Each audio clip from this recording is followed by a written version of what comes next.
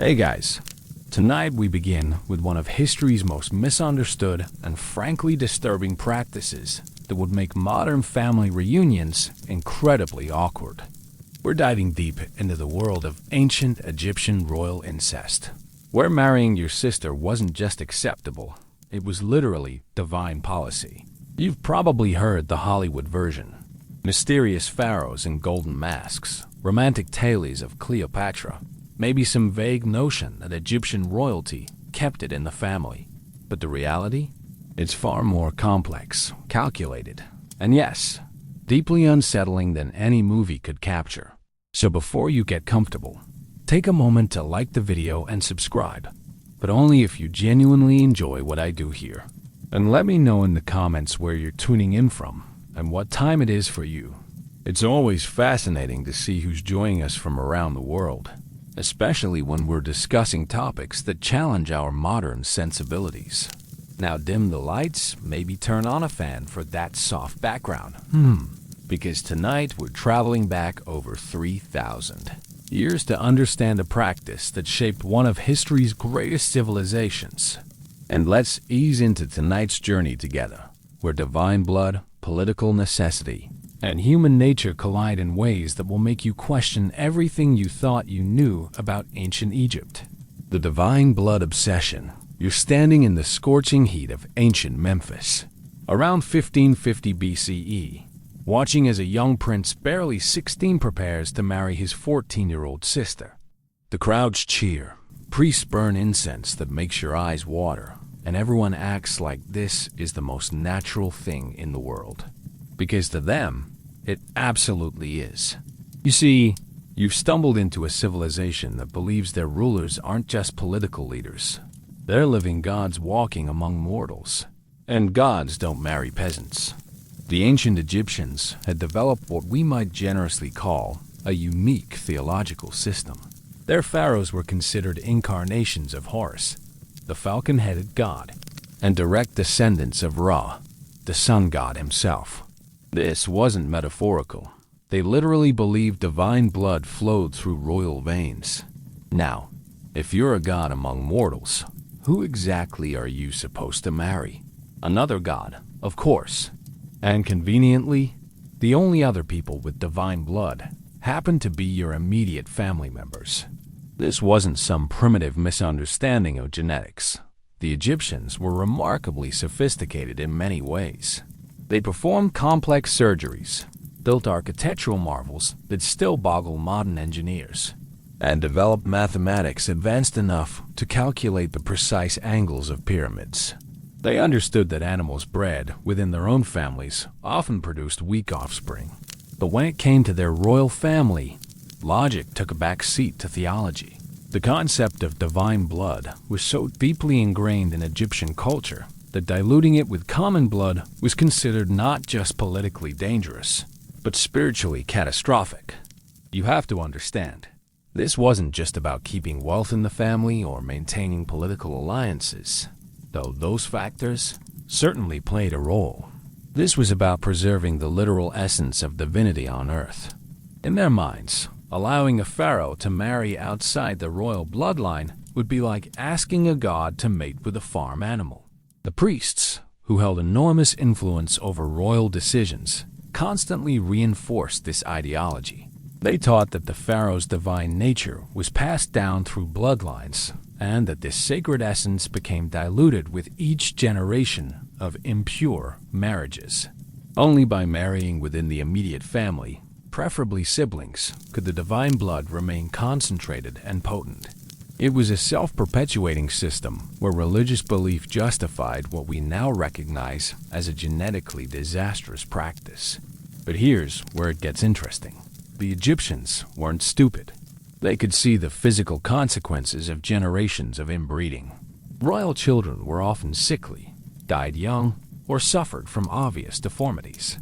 Yet rather than questioning their practices, they developed elaborate explanations. Weak or disabled royal children were seen as being too divine for earthly existence. Their pure blood, making them unsuited for the harsh realities of mortal life. It was an impressive feat of mental gymnastics that allowed them to maintain their beliefs despite overwhelming evidence to the contrary. The pressure on royal families was immense. A pharaoh who married outside the immediate family risked being seen as spiritually contaminated, potentially losing the support of the powerful priesthood and, by extension, the people who believed their ruler's divine nature guaranteed Egypt's prosperity. The annual flooding of the Nile, successful harvests, military victories, all of these were attributed to the pharaoh's divine purity. Mess with that formula, and you risked not just political upheaval, but what the Egyptians believed would be cosmic disaster. This obsession with pure blood extended beyond just marriage partners. Royal children were raised in complete isolation from common people, lest their divine essence be somehow contaminated through casual contact. They ate different food, wore different clothes, and even breathed different air. Their living quarters were designed to be as removed from common areas as possible. Every aspect of their lives was structured around maintaining and protecting their supposed divine nature. The irony, of course, is that this very practice designed to preserve divine perfection often produced rulers who were anything but perfect specimens of humanity. But we'll explore those consequences in detail as our journey continues through the twisted corridors of Egyptian royal matrimony. When gods walk among mortals, you're now transported to the court of Pharaoh Thutmose II, around 1490 BCE, and you're witnessing something that would make modern psychologists reach for their textbooks on family dysfunction. The pharaoh, weak and sickly from generations of inbreeding, sits on his golden throne while his sister wife, Hatshepsut, essentially runs the kingdom from the shadows. This isn't an unusual arrangement. It's Tuesday in ancient Egypt. The Egyptian concept of divine kingship wasn't just religious theater. It was the entire foundation of their civilization. Every morning, the pharaoh performed the daily temple ritual, where he symbolically awakened the gods, fed them, clothed them, and maintained the cosmic order that kept the universe from descending into chaos. Miss a day, and the Egyptians literally believed the sun might not rise. No pressure, right? But here's the catch that Hollywood never mentions. Being a god is exhausting work, especially when you're the product of centuries of genetic bottlenecking. You're watching pharaohs who can barely walk without assistance, yet are expected to lead armies into battle. Kings who suffer from epileptic seizures during important ceremonies, but must project divine stability to their subjects. The disconnect between divine expectation and human reality created a pressure cooker that would have broken lesser civilizations. The royal family developed elaborate systems to hide these weaknesses. Body doubles were common healthy-looking commoners, who resembled the pharaoh, would appear at public events when the real king was too ill to perform his duties. The famous golden death masks weren't just burial artifacts. They were originally designed to create an idealized image of pharaonic perfection that bore little resemblance to the often physically compromised individuals wearing them in life. You need to understand the sheer weight of expectation placed on these royal marriages. When a pharaoh married his sister, it wasn't just a wedding. It was a cosmic event that supposedly strengthened the divine order of the universe. The ceremony itself could last for weeks, with elaborate rituals designed to celebrate the concentration of divine essence in the royal bloodline. Priests would spend months preparing, calculating astrological alignments, and performing purification rites. The marriage wasn't consummated immediately, especially when the bride and groom were children, which they often were. Instead, there was a complex series of symbolic unions that gradually increased in intimacy as the couple aged. This gave the royal court time to assess whether the union was producing the desired spiritual effects. Were the Nile floods coming on schedule? Were military campaigns successful? Were the harvests abundant? If not, additional rituals and offerings might be required to perfect the divine union. The psychological impact on the individuals involved was devastating, though they were trained from birth to see their sacrifice as noble and necessary. Royal children were educated by priests who constantly reminded them that their personal desires were irrelevant compared to their cosmic. Responsibilities. Love, attraction, personal compatibility. These were luxuries for commoners. Divine beings married to preserve the universe, not for happiness.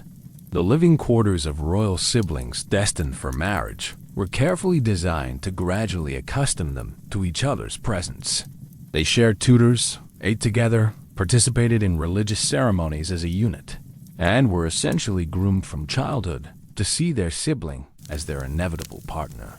By the time they reached marriageable age, the idea of marrying anyone else would seem not just impossible, but spiritually abhorrent. Yet beneath this elaborate theological justification lay very human emotions. Royal letters and inscriptions, when they survive, often reveal the genuine affection that sometimes developed between royal siblings. Some pharaohs and their sister wives appear to have found real companionship and even love within their arranged circumstances. Others clearly struggled with depression, anxiety, and what we might now recognize as symptoms of severe psychological stress.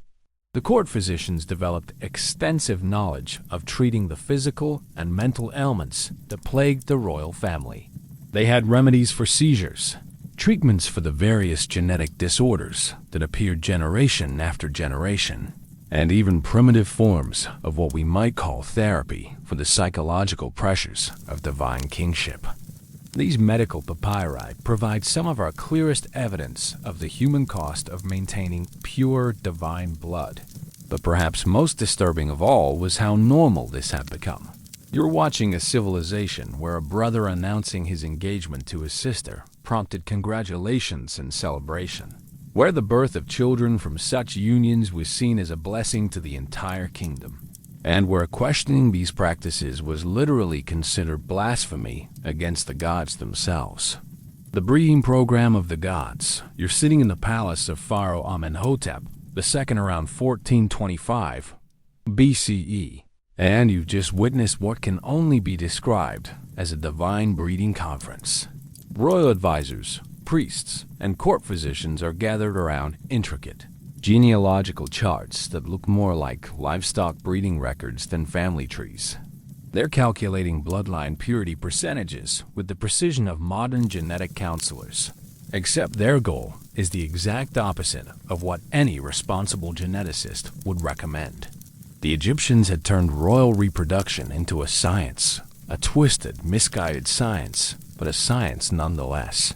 They maintained detailed records of royal bloodlines going back centuries, tracking which combinations of royal siblings had produced the strongest pharaohs and which had resulted in less optimal outcomes. These weren't just marriage records. They were breeding logs designed to maximize what they believed was divine genetic potential.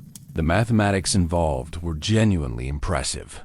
Royal scribes calculated that a pharaoh who married his full sister would produce children with 100% divine blood concentration. A pharaoh who married a half-sister would produce offspring with only 75% divine essence.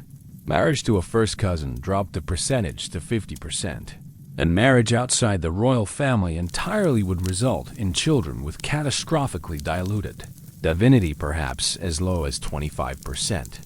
These calculations weren't theoretical exercises. They directly influenced royal policy for over 1,000 years. When multiple royal siblings were available as marriage partners, priests would consult these genealogical charts to determine which pairing would produce the most divinely pure offspring. Age differences, personal compatibility, even basic physical attraction were secondary considerations to bloodline mathematics. The royal nurseries were essentially divine breeding facilities. You'd find rooms full of royal children being raised by specialized nurses whose job was to prepare them for their eventual incestuous marriages. These children weren't just siblings. They were breeding stock being prepared for cosmic responsibilities.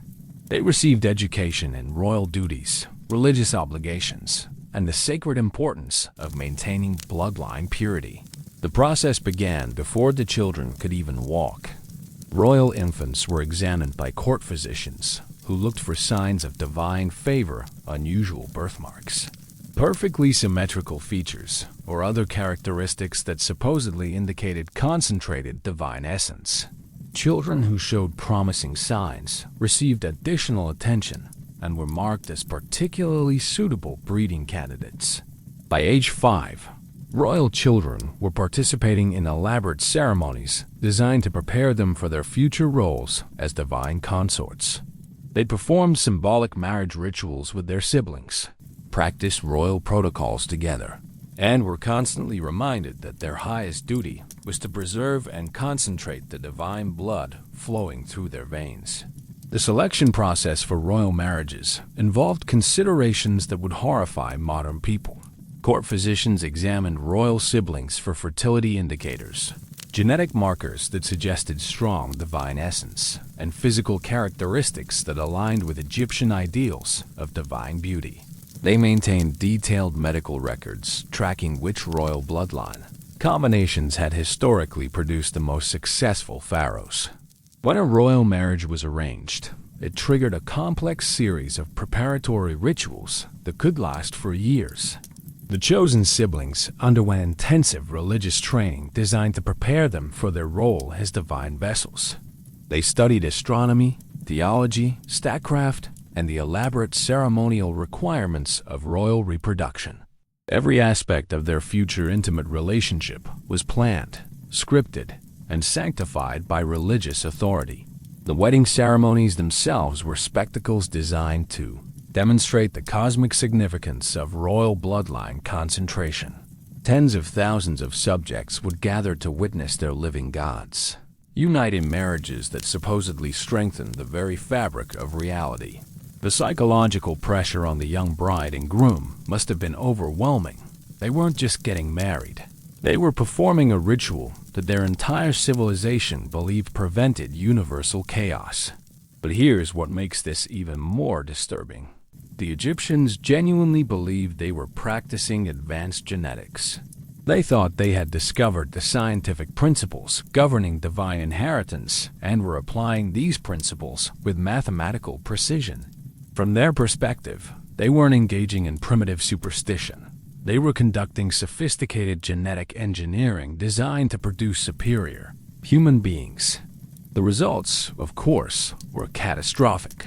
But the Egyptians had developed elaborate explanations for every negative outcome.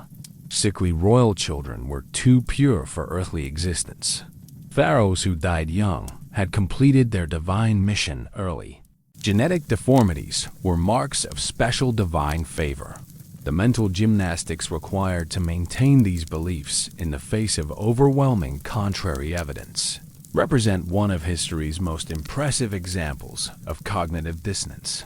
The royal breeding program continued for over a millennium, producing generation after generation of increasingly compromised rulers who were nevertheless revered as living gods. It was a system so deeply embedded in Egyptian theology and culture that questioning it was literally unthinkable for most Egyptians and absolutely forbidden for everyone else. The price of divine blood. You're now standing in the private chambers of Pharaoh Tutankhamun around 1332 BCE, and what you're seeing would make any modern doctor immediately call for genetic counseling. The 18-year-old God King can barely walk without assistance, suffers from seizures that the court physicians euphemistically call divine visions, and has physical deformities that would be heartbreaking if they weren't the direct result of his great-grandparents. Grandparents and parents all being siblings. The golden death mask of Tutankhamun that tourists admire today bears absolutely no resemblance to the young man who actually wore it. Recent forensic analysis has revealed a pharaoh with severe genetic abnormalities, a cleft palate, a club foot, pronounced overbite, an elongated skull that may have caused chronic pain throughout his short life. This wasn't the majestic god, king of popular imagination. This was a teenager whose divine bloodline had become so concentrated that it had essentially poisoned him. But Tut wasn't an exception, he was the rule. You're witnessing the end result of over 15 centuries of intensive royal inbreeding, and the human cost is staggering. The royal mummies that survived from this period read like a catalog of genetic disasters. spina bifida, scoliosis, seizure disorders, immune deficiencies, and cognitive impairments that would have made ruling impossible without extensive assistance from court officials. The irony is crushing. The very practice designed to preserve divine perfection was systematically destroying the royal bloodline. Yet the Egyptians had become so invested in their theological explanation that they literally couldn't see what was happening right in front of them. When royal children were born with severe deformities, priests declared them marked by the gods for special favor. When pharaohs died in their teens, it was because they were too pure for extended earthly existence. The court physicians of this period were essentially genetic counselors working with impossible parameters. They understood perfectly well that inbreeding caused problems. Their medical papyri contained detailed descriptions of genetic disorders and their symptoms. But they were required to work within a system that demanded continued inbreeding while somehow maintaining royal health. It was like being asked to cure thirst while being forbidden to provide water. These doctors developed increasingly desperate treatments for the ailments plaguing the royal family. They had medications for seizures, orthopedic devices for bone deformities, and complex dietary regimens designed to strengthen weak constitutions. The royal medical facilities were probably the most advanced in the ancient world, not because of Egyptian medical superiority, but because of the dire necessity of keeping genetically compromised rulers alive and functional. The psychological impact extended far beyond the immediate royal family. You're looking at a court system where everyone had to pretend, but obviously sick and disabled. Rulers were perfect embodiments of divine health. Courtiers developed elaborate protocols for interacting with pharaohs who might have seizures during audiences, or who couldn't walk the length of a throne room without assistance. The cognitive dissonance required to maintain these fictions must have been psychologically exhausting. The economic cost was equally staggering. Massive resources were devoted to royal medical care, religious ceremonies designed to strengthen divine blood, and elaborate burial preparations for pharaohs who died young and needed extensive posthumous restoration to appear godlike in death. The famous treasures of Tutankhamun's tomb weren't just burial goods. They were props designed to create an image of divine perfection that the living pharaoh could never have embodied. Royal wives faced their own genetic nightmare. Sister wives of pharaohs were expected to produce healthy heirs while working with the same compromised genetic material that had produced their husbands. The medical records suggest that royal miscarriages were extremely common. Infant mortality in the royal family was catastrophic, and many royal children who survived birth died before reaching adulthood. The few royal children who did survive to maturity often faced the cruel irony of being more genetically damaged than their parents. Each generation concentrated the genetic problems further, creating a downward spiral that the Egyptians interpreted as increasing divine purity. What they saw as spiritual evolution was actually genetic devolution happening in real time. Yet perhaps most tragic of all were the individual human stories buried beneath the theological justifications. These were real people, brothers and sisters forced into marriages they might not have wanted, parents watching their children suffer from inherited disorders, young rulers struggling with physical and mental challenges while trying to govern one of the world's great civilizations.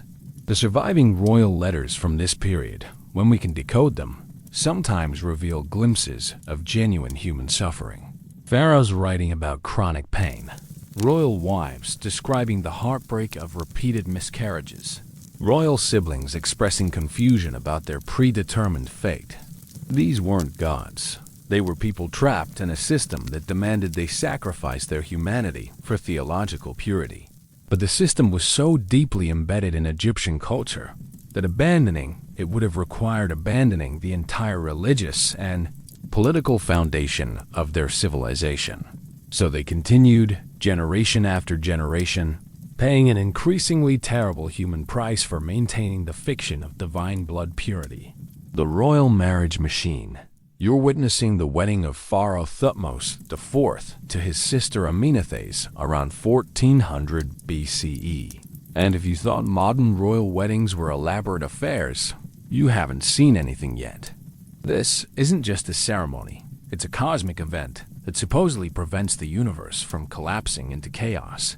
And absolutely everyone takes it deadly seriously. The preparations have been going on for 3 years, involving thousands of priests, craftsmen, and court officials all working to ensure this sibling marriage properly concentrates divine essence. The Egyptian royal marriage system had evolved into something resembling a divine assembly line, designed to produce a steady stream of increasingly pure god kings and queens. Unlike modern marriages, which are primarily concerned with personal compatibility and emotional connection, Egyptian royal marriages were complex theological and political instruments with precise ritual requirements and measurable spiritual outcomes. The process began with elaborate divination ceremonies designed to determine the optimal timing for royal unions. Court astrologers consulted star charts. Priests performed ritual sacrifices to determine divine favor, and mathematicians calculated bloodline purity percentages to ensure maximum divine concentration. The marriage wasn't scheduled until all cosmic and genetic factors aligned perfectly. Once a royal marriage was approved, the preparation phase consumed enormous resources and involved hundreds of specialized workers. Master craftsmen created elaborate ceremonial costumes that would be worn only once, during the divine union ceremony. These weren't simple wedding outfits. They were religious artifacts designed to channel and concentrate divine power. The Pharaoh's costume alone might include dozens of sacred symbols, precious metals aligned with specific astrological configurations, and gemstones believed to enhance spiritual purity.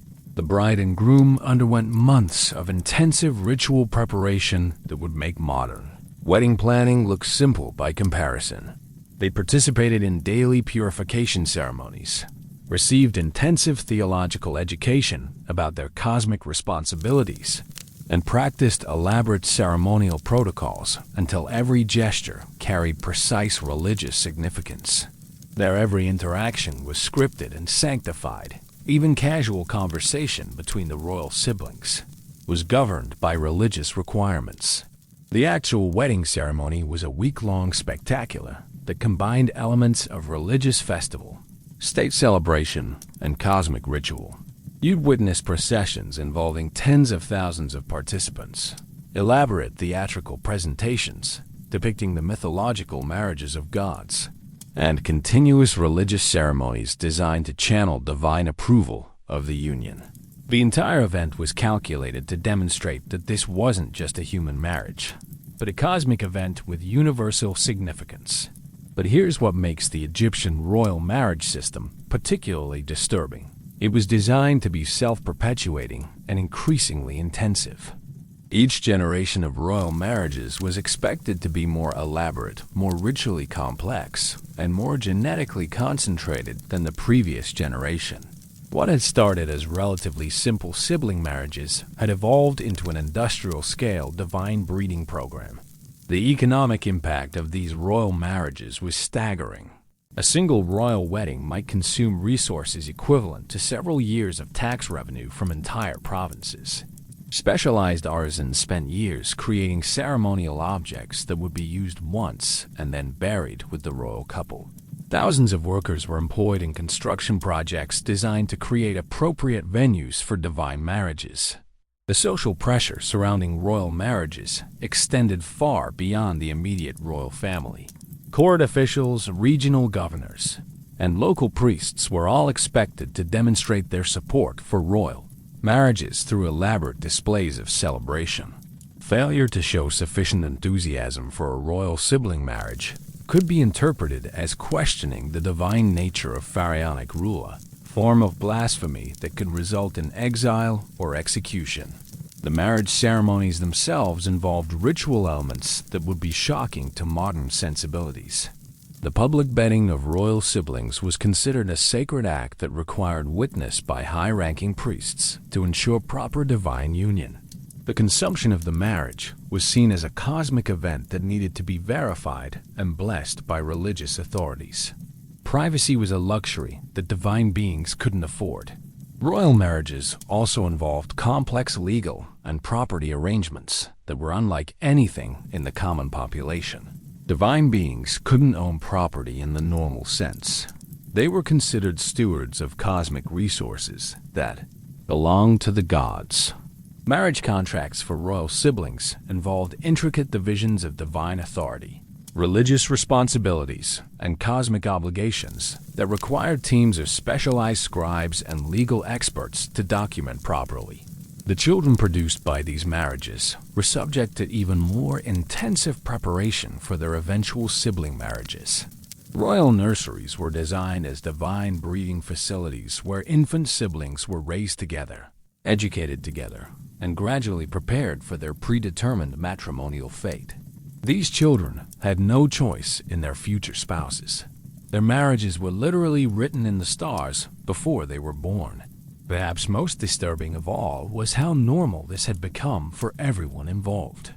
Royal siblings didn't question their destiny of marrying each other any more than modern people question the need to breathe air. The system had become so completely integrated into Egyptian culture that alternatives were literally unimaginable. Divine beings married their siblings because that's what divine beings did, questioning. This arrangement was like questioning the need for the sun to rise each morning. The mothers, wives, and sister queens. You're now observing Queen Ankh-Sinnamun, widow of Tutankhamun, as she faces the most horrifying choice imaginable in 1323 BCE. Her husband, who was also her half-brother, has died childless, and royal protocol demands that she marry the next pharaoh to maintain bloodline continuity. The problem? The next pharaoh is her grandfather. You're watching a young woman, barely 20 years old, being informed that maintaining divine blood purity requires her to become wife to the man who's already her grandfather-in-law and would now become her husband-grandfather. The level of family dysfunction would be comedic if it weren't so desperately tragic. The women of the Egyptian royal family occupied a uniquely complex position in this divine breeding system. They weren't just wives or mothers. They were essential components in a theological machine designed to concentrate and preserve divine essence. A royal woman might simultaneously be someone's daughter, sister, wife, and potentially grandmother-in-law, depending on the complex marriage arrangements required to maintain bloodline purity. The psychological burden on these women was staggering. Imagine being born into a system where your primary value lies in your genetic purity and reproductive capacity, where your marriage partner is predetermined from birth, and where your children will face the same predetermined matrimonial fate. Royal women were essentially divine breeding stock, valued for their ability to produce increasingly concentrated divine bloodlines rather than their individual personalities, talents, or desires. The education of royal daughters was designed entirely around their future roles as sister wives and divine mothers. From infancy, they received intensive instruction in religious protocols, ceremonial requirements, and the cosmic responsibilities of royal reproduction. They learned that personal desires were not just irrelevant, they were potentially dangerous to universal stability. A royal daughter who expressed romantic interest in someone outside her immediate family wasn't just being foolish. She was committing cosmic treason. The living arrangements for royal women reflected their status as sacred vessels rather than independent individuals. Sister wives of pharaohs lived in elaborate palace complexes that were part temple, part prison. They were surrounded by luxury, but strictly controlled in their movements and interactions. Contact with common people was severely limited to prevent contamination of their divine essence, and their daily schedules were governed by religious requirements rather than personal preferences. Royal pregnancies were treated as cosmic events requiring constant divine supervision. When a sister wife became pregnant, teams of priests, physicians, and astrologers monitored every aspect of her pregnancy to ensure the developing child maintained proper divine concentration.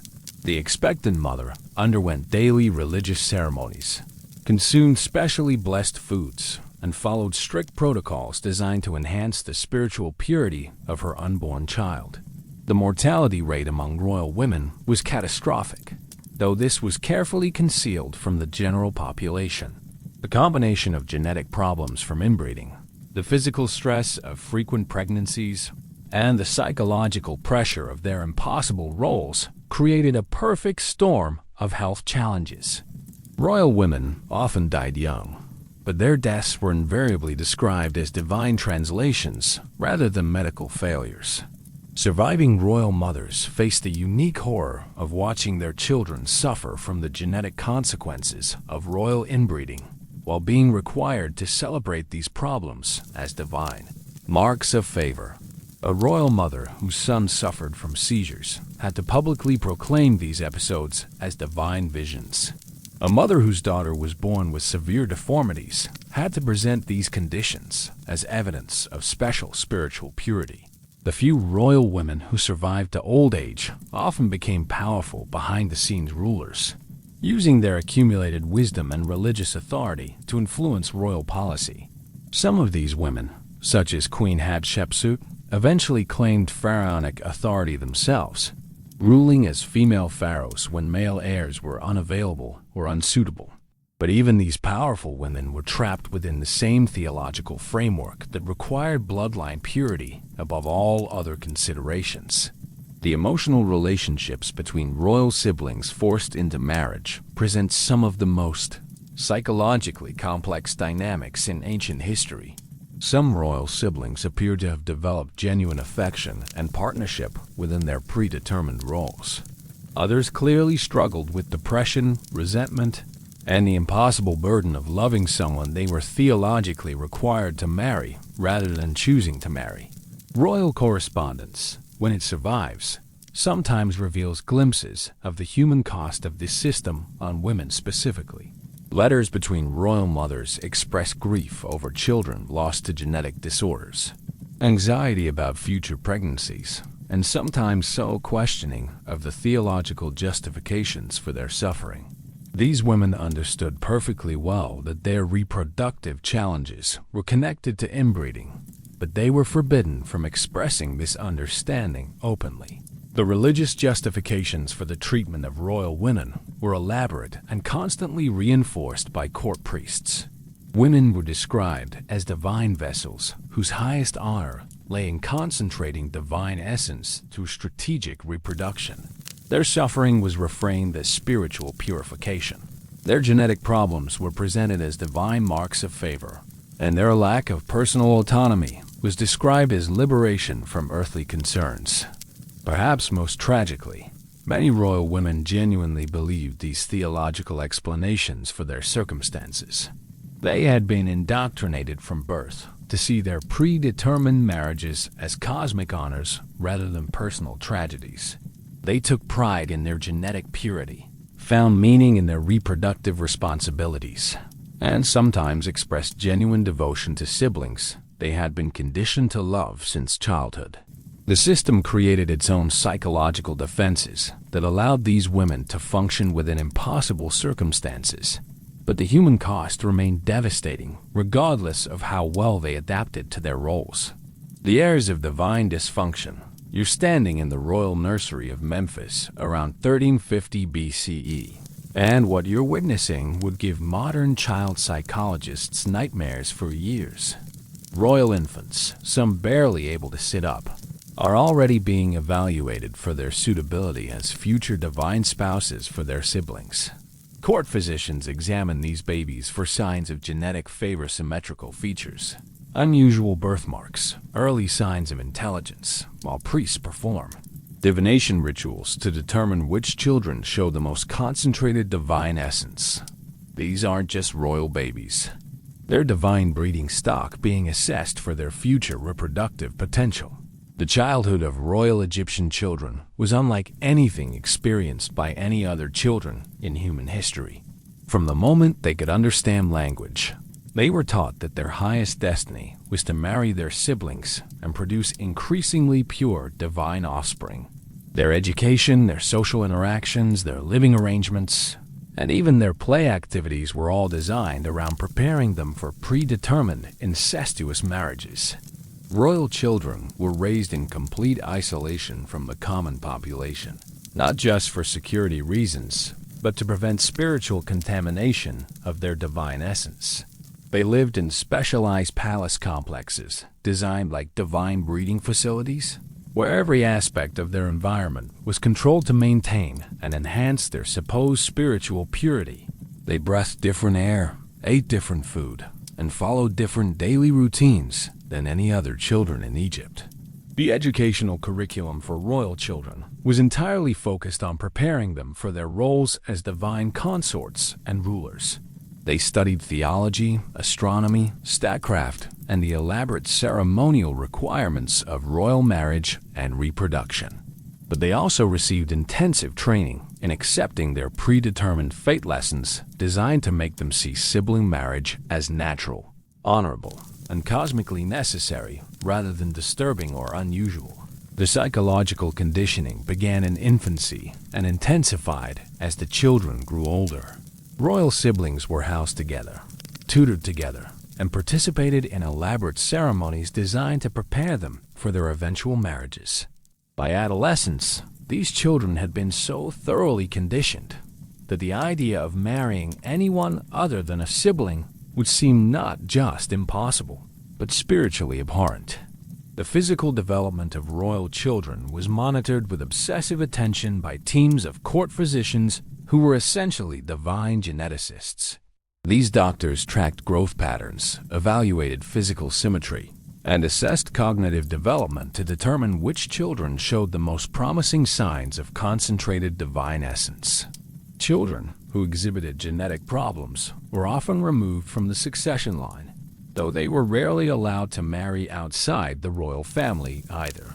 The social dynamics among royal siblings were complex and psychologically disturbing. These children were simultaneously siblings, playmates, students, and future spouses. They were encouraged to develop close emotional bonds while being constantly reminded that these relationships would eventually become marital and reproductive. The confusion and psychological pressure created by these dual relationship expectations often resulted in anxiety, depression, and behavioral problems that court physicians struggled to address. Royal children who showed signs of rejecting their predetermined matrimonial fate underwent intensive re-education programs designed to strengthen their acceptance of divine breeding requirements. These programs combined religious instruction, psychological manipulation, and sometimes physical coercion to ensure compliance with royal marriage policies. Children who continued to resist faced exile from the royal family, a fate considered worse than death in ancient Egyptian culture.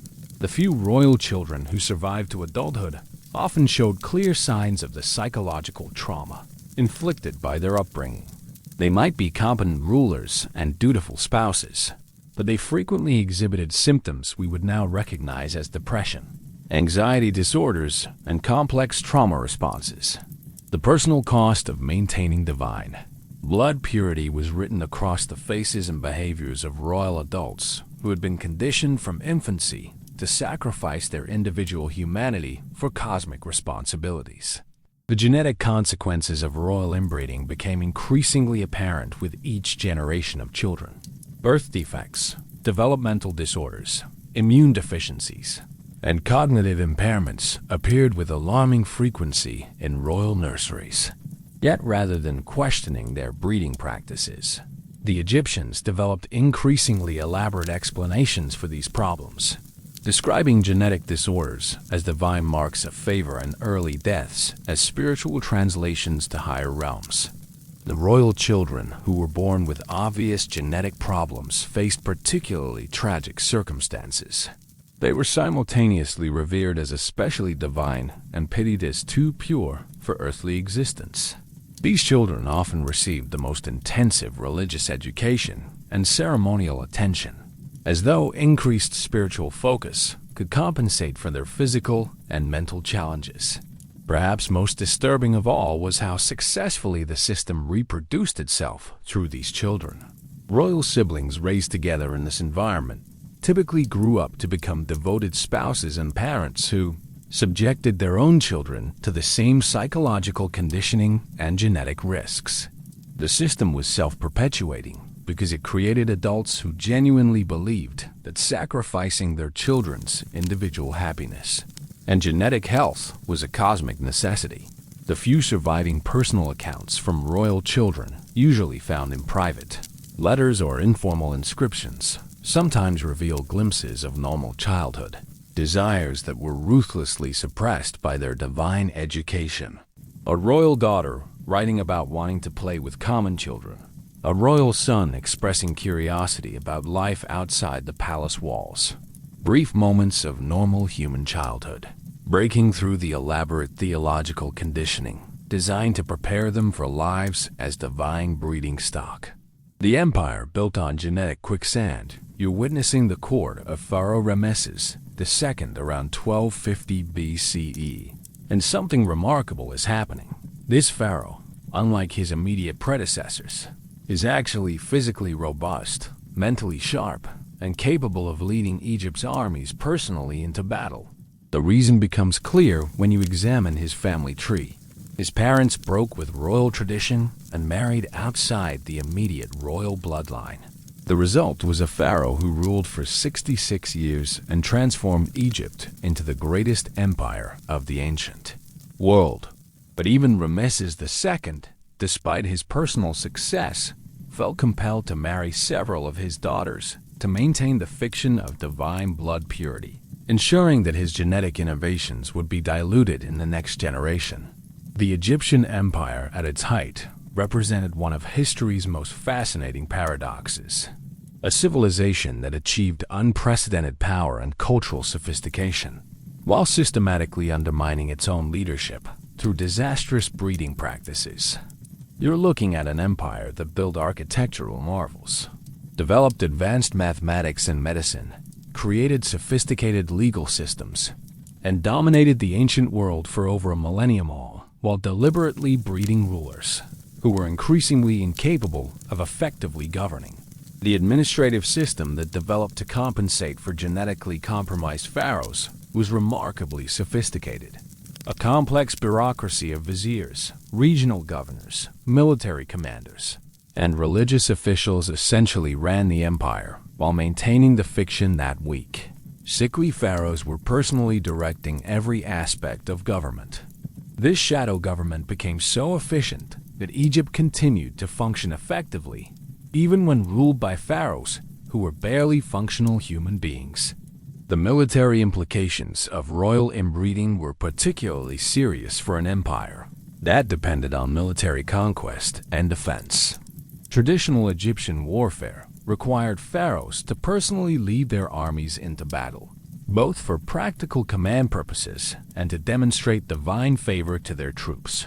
But generations of inbreeding had produced rulers who couldn't ride horses, couldn't wear heavy armor, and couldn't withstand the physical demands of military campaigns.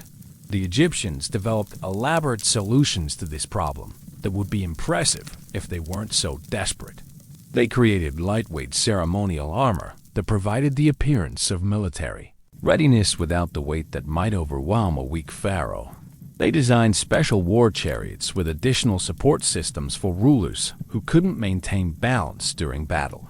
They even employed body doubles who would appear at a distance during military campaigns, while the real pharaoh remained safely behind battle lines.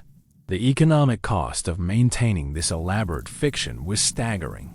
Massive resources were devoted to creating the illusion of divine, pharaonic competence rather than addressing the underlying genetic problems that were systematically weakening Egyptian leadership.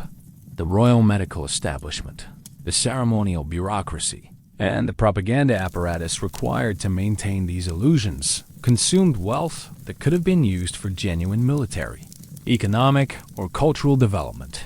The religious establishment played a crucial role in maintaining the theological justifications for continued royal inbreeding, despite its obvious negative consequences. Priests developed increasingly complex explanations for why genetically superior pharaohs like Ramesses II were actually spiritually inferior to their inbred predecessors. They created elaborate theories about different types of divine essence, arguing that physical weakness often indicated greater spiritual purity. Foreign relations became increasingly complicated as other ancient civilizations recognized the weakness of inbred Egyptian pharaohs. Diplomatic correspondence from this period reveals that foreign kings and ambassadors were often aware that they were negotiating with rulers who were physically and mentally compromised by generations of inbreeding. Some foreign powers attempted to exploit these weaknesses, while others seemed genuinely confused by Egyptian insistence on maintaining obviously problematic breeding practices. The cultural achievements of Egypt during this period are even more remarkable when considered against the backdrop of systematically compromised leadership. The Great Pyramids, the elaborate temple complexes, the sophisticated art and literature of ancient Egypt were created by a civilization whose rulers were increasingly unable to provide effective guidance or inspiration. This suggests that Egyptian culture had developed sufficient institutional strength to maintain excellence, despite rather than because of royal leadership. The regional variations in Egyptian governance reveal how local administrators had learned to function independently of pharaonic direction. Provincial governors developed sophisticated systems for interpreting vague or contradictory royal commands. Military commanders learned to make strategic decisions without waiting for pharaonic approval. And religious officials became expert at performing ceremonies for rulers who might be too ill or confused to participate meaningfully. The international trade networks that made Egypt wealthy were maintained by a class of professional merchants and diplomats who understood that effective commerce required reliability and competence that inbred pharaohs often couldn't provide. These commercial networks developed their own systems of quality control, dispute resolution, and long-term planning that operated largely independently of royal oversight. Perhaps most tragically, the periods when Egypt achieved its greatest success, such as the reign of Ramesses II, occurred precisely when royal breeding practices deviated from the traditional pattern of intense inbreeding. Yet rather than learning from these successes, subsequent generations invariably returned to sibling marriage practices that undermined the genetic health of royal bloodlines. The long-term decline of Egyptian power correlates remarkably closely with the intensification of royal inbreeding practices.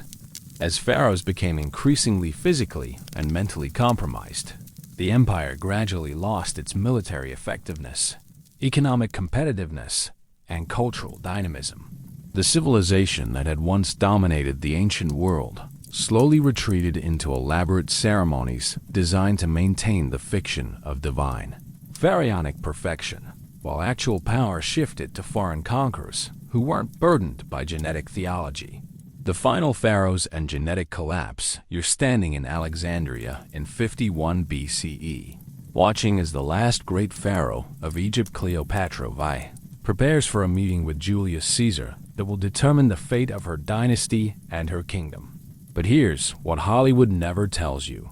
This legendary queen, famous for her intelligence and political acumen, was herself the product of over a dozen generations of intensive royal inbreeding.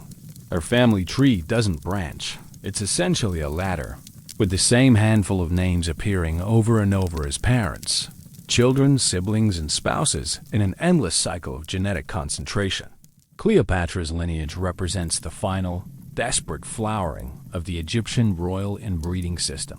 The Ptolemaic dynasty, established by one of Alexander the Great's generals in 305 BCE, had adopted and intensified traditional Egyptian royal marriage practices. For nearly 3 centuries, Ptolemaic rulers married their siblings with such consistency that Cleopatra's family tree contained only 7 distinct family names across 14 generations of ancestry. The genetic mathematics of Cleopatra's bloodline are genuinely staggering. Modern genetic analysis suggests that her coefficient of inbreeding, a measure of genetic similarity between parents, was higher than that found in laboratory mice bred for genetic uniformity.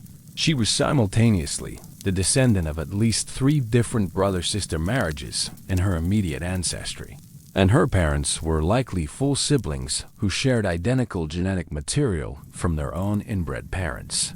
Yet paradoxically, Cleopatra appears to have been one of the most intellectually capable rulers in Egyptian history. She spoke at least 9 languages fluently, was educated in mathematics, philosophy, and rhetoric, and demonstrated sophisticated understanding of economics, military strategy, and international politics. Her success represents the random genetic luck that occasionally emerges from even the most concentrated inbreeding, the exceptional individual who inherits beneficial traits rather than the usual collection of genetic problems. But Cleopatra was the exception that proved the rule. The majority of her Ptolemaic predecessors had exhibited the classic symptoms of intensive inbreeding: physical weakness, mental instability, shortened lifespans, and bizarre behavioral patterns that would have been pathological in any other context. Ptolemy VIII was so obese he could barely walk and was known for his violent paranoia. Ptolemy XII suffered from seizures and required Roman military support to maintain his throne against domestic opponents who questioned his fitness to rule. The Ptolemaic court had developed elaborate systems to compensate for the genetic problems plaguing their rulers. They employed teams of physicians specialized in treating the hereditary ailments that appeared generation after generation in the royal family. They created complex governmental bureaucracies that could function effectively even when pharaohs were too sick, confused, or unstable to provide meaningful leadership. The international implications of Egyptian genetic decline were profound. By Cleopatra's time, Egypt had become essentially a Roman client state, dependent on foreign military support to maintain domestic stability. The traditional Egyptian model of divine pharaonic leadership had become so undermined by genetic reality that the kingdom could no longer defend itself against external threats or internal rebellions. Cleopatra's own children represent the final chapter in this genetic tragedy. Her son by Julius Caesar Caesarion was murdered by Augustus before reaching adulthood, ending that particular bloodline. Her 3 children by Mark Antony were raised in Roman households after their parents' deaths, effectively ending their connection to Egyptian royal traditions. The genetic experiment that had lasted for over 3 millennia finally concluded not with scientific insight, but with political conquest by a civilization that hadn't crippled its leadership through theological breeding requirements. The Roman conquest of Egypt in 30 BCE marked the end of the last independent kingdom to practice systematic royal inbreeding as a religious requirement. The Romans, despite their own political and moral failings, recognized that effective governance required leaders who were selected for competence rather than genetic purity. The contrast between Roman pragmatism and Egyptian genetic theology provides a stark illustration of how cultural beliefs can either enhance or undermine civilizational effectiveness. The medical records from the final centuries of Egyptian independence provide clear documentation of the genetic catastrophe that royal inbreeding had created. Royal mummies from this period show evidence of severe bone disorders, organ dysfunction, immune system failures, and neurological abnormalities that would have made normal life difficult and effective leadership nearly impossible.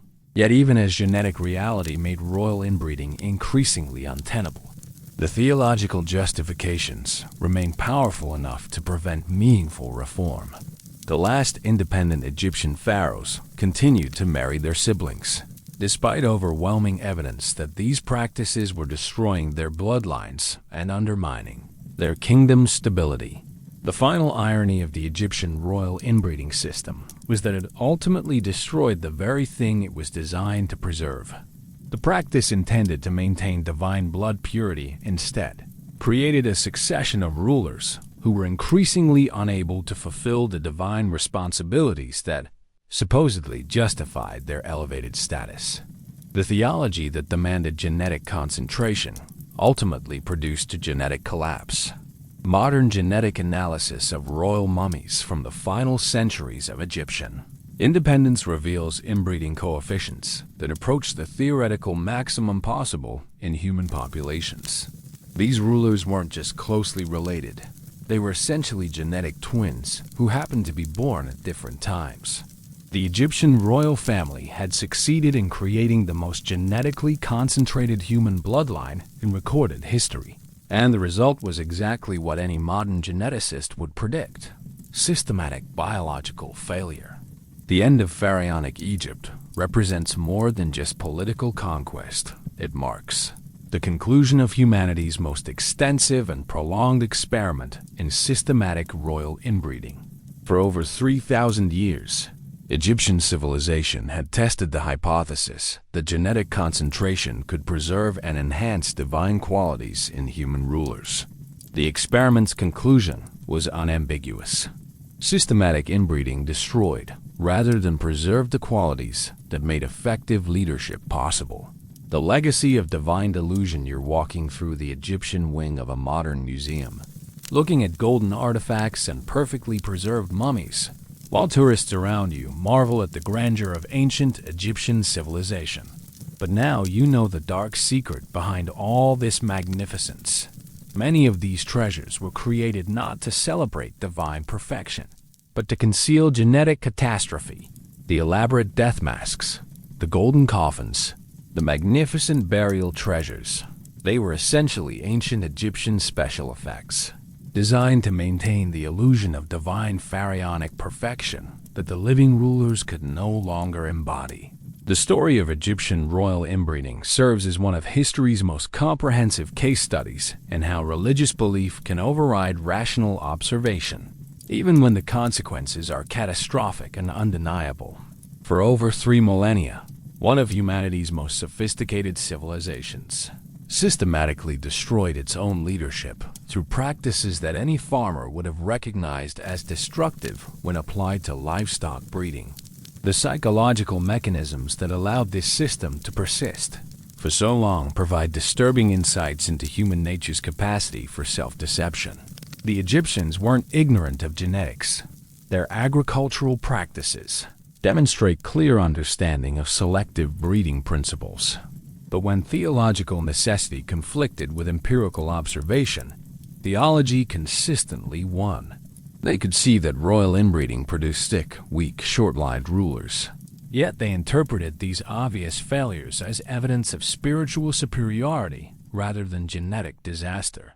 The administrative innovations that developed to compensate for genetically compromised pharaohs represent some of ancient history's most sophisticated governmental systems. The Egyptian bureaucracy, religious establishment, and military command structure evolved into remarkably effective institutions, precisely because they couldn't depend on competent royal leadership. In a twisted way, systematic royal inbreeding may have accelerated the development of institutional governance by making personal royal competence unreliable. The cultural achievements of ancient Egypt become even more remarkable when considered against the backdrop of systematically compromised leadership. The pyramids, the temples, the art, the literature, the mathematical and medical advances, all of these emerged from a civilization whose rulers were increasingly unable to provide effective guidance. This suggests that human societies can develop sufficient institutional momentum to maintain excellence despite rather than because of their official leadership. The international influence of Egyptian royal marriage practices extended far beyond Egypt's borders. Other ancient civilizations observed Egyptian inbreeding practices and drew various conclusions.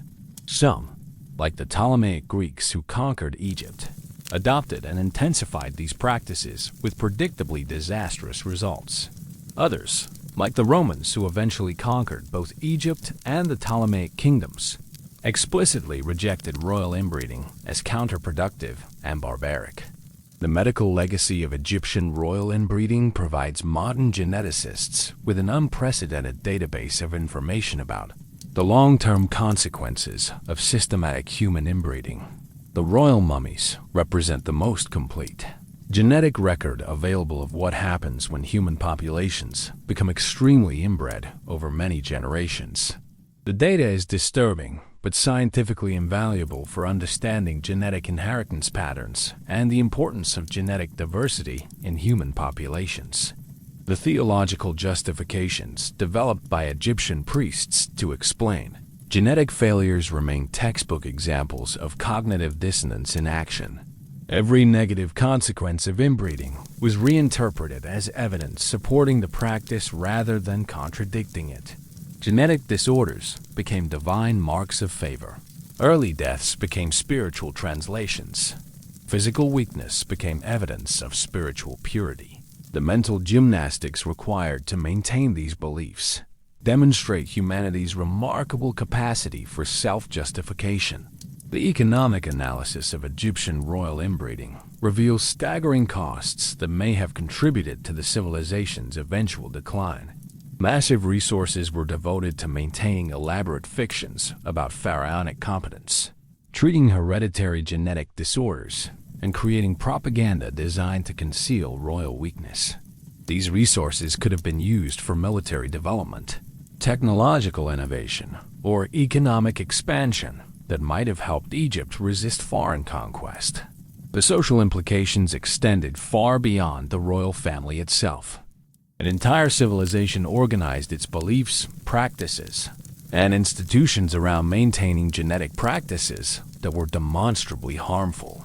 Thousands of priests, courtiers, physicians, and administrators built their careers around supporting a system that systematically undermined the very leadership it was designed to enhance. The historical parallels between Egyptian royal inbreeding and other examples of ideologically driven policies that contradict empirical evidence are disturbing but instructive. Throughout history, societies have sometimes chosen to maintain practices that cause obvious harm because abandoning those practices would require admitting fundamental errors in their worldview. The Egyptian case represents perhaps the most extreme and prolonged example of this phenomenon. The ultimate lesson of Egyptian royal inbreeding may be that even the most sophisticated civilizations can become trapped by their own success in creating internally consistent belief systems that happen to be completely wrong about objective reality. The Egyptians created elaborate, intellectually impressive justifications for practices that were devastating their leadership and ultimately their civilization. Their very sophistication in theological reasoning may have made it harder for them to recognize and correct their fundamental error. The end of Egyptian independence in 30 BCE marked the conclusion of humanity's longest and most systematic experiment in royal inbreeding. The experiment's results were unambiguous. Genetic concentration destroyed, rather than preserved the qualities that effective leadership requires. Yet the Egyptian example continues to fascinate us precisely because it demonstrates how brilliantly intelligent people can maintain obviously false beliefs when those beliefs are sufficiently integrated into their cultural identity and religious worldview. Today, as we face our own challenges in distinguishing between ideological preferences and empirical reality, the Egyptian story serves as a cautionary tale about the dangers of allowing theological or political beliefs to override scientific observation. The pharaohs may be long dead, but the human tendency to maintain comfortable delusions in the face of uncomfortable evidence remains as powerful as ever. Closing. And so we reach the end of our journey through the gilded halls and genetic disasters of ancient Egyptian royalty, where divine blood became a poison that slowly killed the very civilization it was meant to protect. You've witnessed over 3,000 years of systematic self-destruction, disguised as religious devotion and wrapped in golden burial masks that couldn't hide the truth. The practice designed to preserve divine perfection instead created divine dysfunction on an epic scale. The story of Egyptian royal inbreeding forces us to confront an uncomfortable truth about human nature, our remarkable capacity to maintain beliefs that contradict overwhelming evidence when those beliefs are sufficiently important to our identity. The Egyptians weren't stupid. They were sophisticated, intelligent people who created one of history's greatest civilizations. Yet they spent millennia systematically destroying their own leadership. because admitting their error would have required abandoning the theological foundation of their entire society. Perhaps that's the most unsettling aspect of this story. It could happen to us. Right now, in our own time, we might be maintaining practices or beliefs that future historians will view with the same bewildered horror that we feel when contemplating Egyptian royal marriage customs. The capacity for collective self-deception isn't ancient history. It's a permanent feature of human psychology that requires constant vigilance to prevent. The golden treasures in our museums, the magnificent pyramids, the elaborate temples, they're all monuments to a civilization that achieved greatness despite, not because of its foundational beliefs about genetic purity. They remind us that human achievement and human folly can coexist in the same culture, the same institutions, even the same individuals. As you return to your own world, remember the pharaohs who chose theological comfort over biological reality, the priests who explained away genetic disaster as divine favor, and the courtiers who spent their lives maintaining elaborate fictions rather than confronting difficult truths. Their story ended in conquest and cultural death, but their example lives on as a warning about the price of preferring beautiful lies to ugly realities. Sweet dreams, and may your own bloodlines remain refreshingly diverse.